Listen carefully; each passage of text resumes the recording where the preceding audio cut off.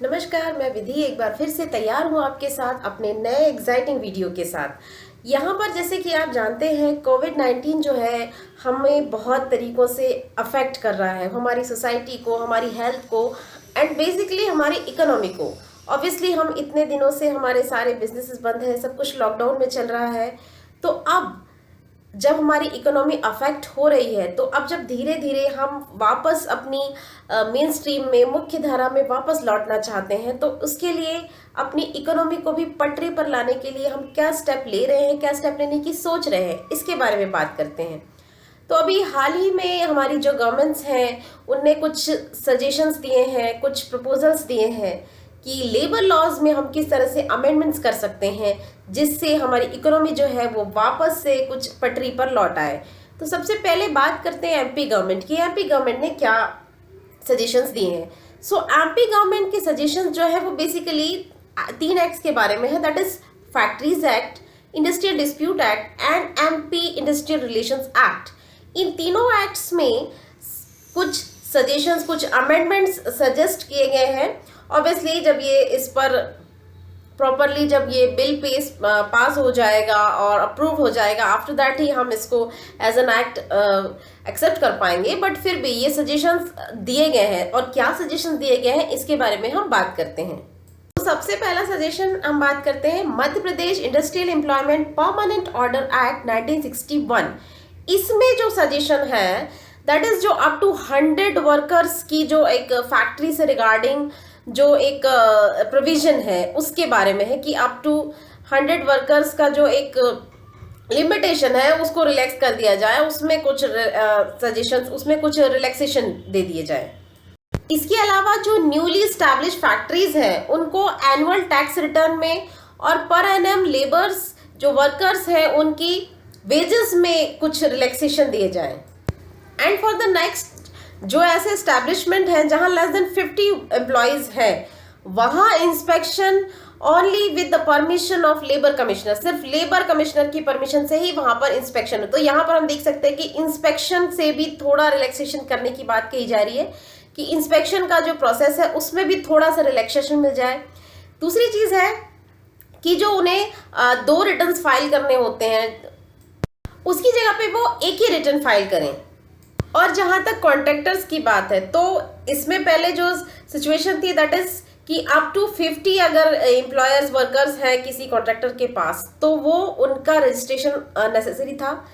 अब ये 20 को जो है उसको हम एक्सीड करके 50 तक ले जा रहे हैं कि 50 वर्कर्स अगर हैं तो उसी कंडीशन में है हम उसको रजिस्टर वो करें। इसके अलावा जो वर्किंग आवर्स की बात है, जो पहले 8 आवर्स था उसको भी 12 आवर्स करने की बात हो रही है कि पर डे जो 8 आवर्स होता था उसमें फिर ओवर टाइमिंग्स भी होती थी, तो वो 12 आवर्स हो जाएगा। 12 आवर्स होने के बाद ये वीकली अप्रोक्स 72 आवर्स का वर्किंग हो जाएगा। तो कोविड-19 की वजह से हमारे वर्किंग आवर्स को भी, और बेसिकली वर्किंग आवर्स का मतलब है कि जो ये एम्प्लॉयर पे डिसाइड कर दिया गया है कि जो वो अपनी शिफ्ट्स हैं वो उसको अपने हिसाब से मैनेज कर पाए, कि जो हमने लेबर जो हमारे इनैक्टमेंट्स है उसमें जो हमने लिखा हुआ है कि शिफ्ट्स भी इसी वे में जाएंगी, ये इस पर्टिकुलर फॉर्मेट होगा, उसी फॉर्मेट में शिफ्ट्स होंगी। लेकिन अब जो है वो स्टैब्लिशमेंट पे हम बोल सकते हैं कि वो अपनी कन्वीनियंस के हिसाब से जो है अपनी शिफ्ट्स को चेंज करें या वर्किंग आवर्स डिसाइड करें। और स्टेट गवर्नमेंट ने एक ऑर्डर इशू किया है पब्लिक सर्विस गारंटीज एक्ट के रिगार्डिंग। अब पब्लिक सर्विस गारंटीज एक्ट क्या होता है? पब्लिक सर्विस गारंटीज एक्ट वो एक्ट होता है जो गवर्नमेंट डिपार्टमेंट्स को सर्विस जो वो प्रोवाइड कराते हैं वो services transparency and in a time bound, जो टाइमिंग्स उनको दिए गए उसी टाइम बाउंड में वो उस सर्विसेज को जो है प्रोवाइड करें। तो लेबर डिपार्टमेंट के लिए ये जो टाइमिंग है ये 30 डेज से रिड्यूस करके 1 डे कर दिया गया है। मतलब जो सर्विसेज वो प्रोवाइड करेंगे वो कम से कम समय में। इसमें ऑनलाइन रजिस्ट्रेशंस भी आते हैं जो फैक्ट्रीज एक्ट के अंदर होते हैं, इंटरस्टेट माइग्रेंट वर्कर्स के अंदर होते हैं, कॉन्ट्रैक्ट लेबरर्स के अंतर्गत होते हैं, मोटर ट्रांसपोर्ट वर्कर्स एक्ट के अंतर्गत होते हैं, एमपी बिल्डिंग, जो भी इस तरह के जो भी लेबर डिपार्टमेंट्स के जो काम है उनका जो है वर्किंग, उनका सर्विस प्रोवाइड करने का जो टाइमिंग है वो उनका रिड्यूस कर दिया गया है।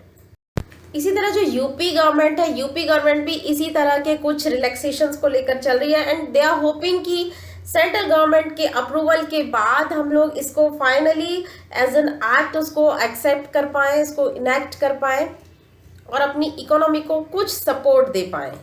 राजस्थान गवर्नमेंट ने रिट्रेचमेंट और ले ऑफ्स को लेकर भी अमेंडमेंट्स की बात की है, दैट इज 300 से 100 उसको इंक्रीज डिक्रीज करने की कोशिश की है। इसके अलावा जो ट्रेड यूनियंस की मेंबरशिप है उसको 15% से इंक्रीज करके 30% पे लाया गया है।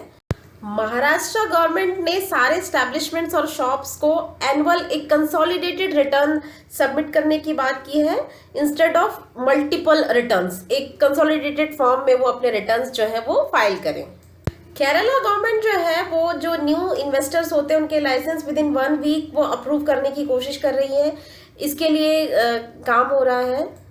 इसी तरह Punjab, Himachal, Gujarat, that means all over India हम कोशिश कर रहे हैं कि हमारी जो इकोनॉमी है, हमारे कोविड-19 का जो हमारे ऊपर एक तरह से एक संकट आया था, एक डिजास्टर था, उसके बाद हम अपनी इकोनॉमी को एक प्रॉपर वे में लेके आ पाएँ, एक प्रॉपरली उसको एक पटरी पर लेकर आ पाएँ।